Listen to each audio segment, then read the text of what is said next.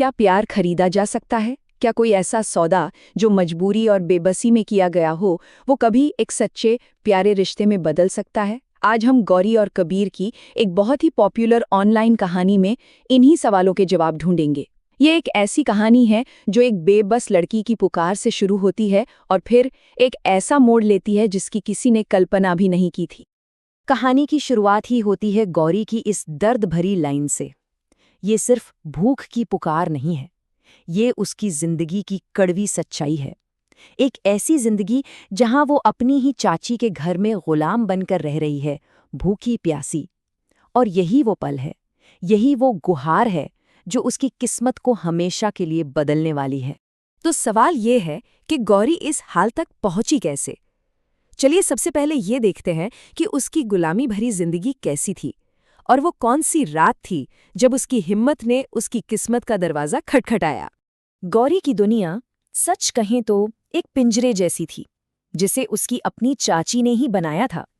उसे सिर्फ नौकरानी नहीं समझा जाता था, बल्कि जानबूझकर भूखा रखा जाता था, दुनिया से दूर रखा जाता था, ताकि उसकी हिम्मत पूरी तरह टूट जाए।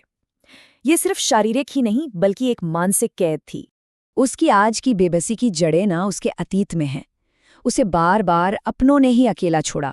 पहले पिता ने दूसरी शादी करके उसे छोड़ दिया, फिर दादी से भी उसे कभी प्यार नहीं मिला, और आखिर में चाची उसे घर ले आईं, लेकिन सिर्फ एक मुफ्त की नौकरानी बनाने के लिए।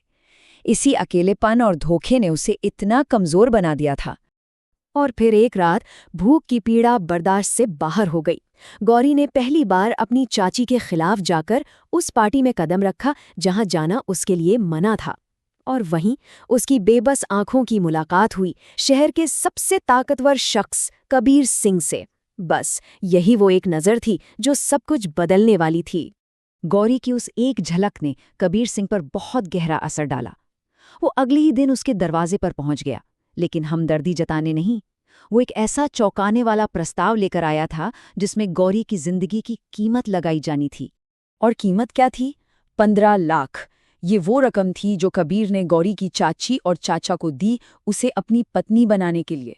पैसों के बदले एक इंसान की जिंदगी का ये सौदा तय हो गया। ये बातचीत इस सौदे की क्रूरता को और भी साफ कर देती है। जब चाची पूछती है, क्या तुम उसे हमेशा अपनी पत्नी बनाकर रखोगे, तो कबीर का जवाब दिल दहला देता है। वो कहता है, आपको इससे कोई मतलब नहीं होना चाहिए। इन शब्दों से जाहिर है कि ये रिश्ता बराबरी का नहीं बल्कि मालिकाना हक का होने वाला था। तो ये शादी कोई जश्न नहीं थी, बल्कि एक सौदे की आखिरी बेजान रस्म थी। गौरी को तो उसकी किस्मत के बारे में बस बता दिया गया, उससे पूछा तक नहीं गया। एक सादे से समारोह में कुछ कागजों पर दस्तखत हुए और पल भर में उसकी पूरी जिंदगी की मालिकी कबीर सिंह के नाम कर दी गई। कबीर के ये शब्द एक ऐलान की तरह थे। वो सिर्फ गौरी को एक नई पहचान नहीं दे रहा था, बल्कि पूरी दुनिया को उस पर अपना हक जता रहा था। एक झटके में गौरी शर्मा का अतीत मिटा दिया गया। अब वो गौरी सिंह थी। लेकिन सवाल ये है, क्या ये आज़ादी थी या एक नए पिंजरे की शुरुआत? तो जब एक रिश्ते की नींव ही एक सौदा हो, तो आगे क्या होता है? यहीं से कहानी में एक ऐसा मोड़ आता है जिसकी उम्मीद किसी को नहीं थी। गौरी एक ऐसी दुनिया में कदम रखती है जहां वो उस आदमी का एक बिल्कुल अलग रूप देखती है जिसने उसे खरीदा था। गौरी की जिंदगी में जो बदलाव आया वो किसी सपने जैसा था। जरा सोचिए, जो लड़की कल तक रोटी के एक टुकड़े के लिए तरस रही थी, आज उसकी एक फरमाइश पर छोले भटूरे हाजिर थे। फटे कपड़ों की जगह अब नए कपड़ों और गहनों से भरी अलमारी थी। ये सिर्फ चीजों का बदलाव नहीं था, ये क्रूरता से दया की ओर एक सफर था। धीरे धीरे सौदे की वो लकीरें धुंधलाने लगीं और एक अनचाहा रिश्ता एक असली जुड़ाव में बदलने लगा। कबीर का वो सख्त चेहरा पिघलने लगा और उसकी जगह एक देखभाल करने वाला, यहाँ तक कि मजाकिया इंसान सामने आया। एक ऐसा रूप जिसकी गौरी ने कभी कल्पना भी नहीं की थी। जैसे ही गौरी को अपनी जिंदगी में सुकून और शायद प्यार का एहसास होने लगा, तभी उसके अतीत का एक साया दरवाजे पर दस्तक देता है। उसके पिता, वही पिता जो उसे सालों पहले छोड़ गए थे, अचानक उसे बचाने के लिए वापस आ गए हैं। अब गौरी एक अजीब चौराहे पर खड़ी थी। एक तरफ वो पिता था जिसने उसे छोड़ा, और दूसरी तरफ वो पति जिसने उसे खरीदा। उसे चुनना था, क्या वो उस खून के रिश्ते पर भरोसा करे जिसने उसे धोखा दिया, या उस सौदे पर जिसने उसे इज्जत दी? और गौरी का जवाब बिल्कुल साफ था। उसने कहा, इस आदमी ने मुझे उस कैद से आज़ाद करा दिया जहां रोटी भी मुश्किल से मिलती थी। इन शब्दों के साथ उसने अपना फैसला सुना दिया।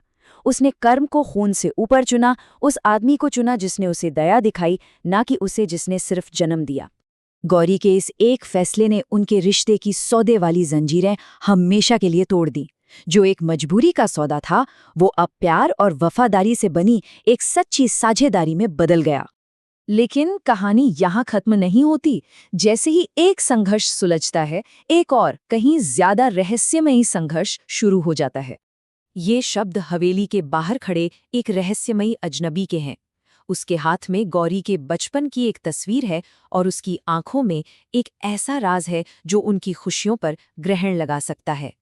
गौरी और कबीर ने अभी अभी तो अपनी खुशियों की दुनिया बसाई थी कि अब एक नया खतरा दस्तक दे रहा है। आखिर कौन है गौरी के अतीत का ये अजनबी, और क्या उसका राज उस प्यार को तबाह कर देगा जो एक सौदे से पैदा हुआ था? कहानी में अभी बहुत कुछ बाकी है।